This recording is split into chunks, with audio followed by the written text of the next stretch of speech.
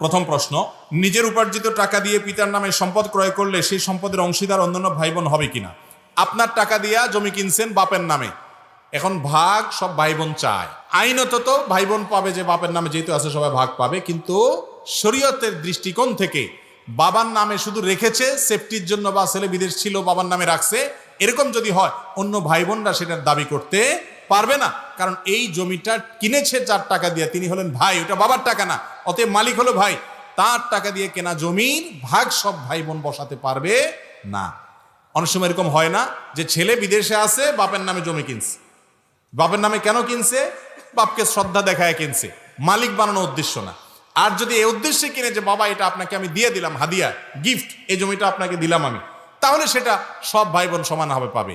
আর যদি বাপের নামে কিনছি, মানে আপনার কাছে রাখলাম, এটা আপনার নামে রাখলাম শুধুমাত্র আমার জমি, তাহলে সেটা ভাই বোন দাবি করতে পারবে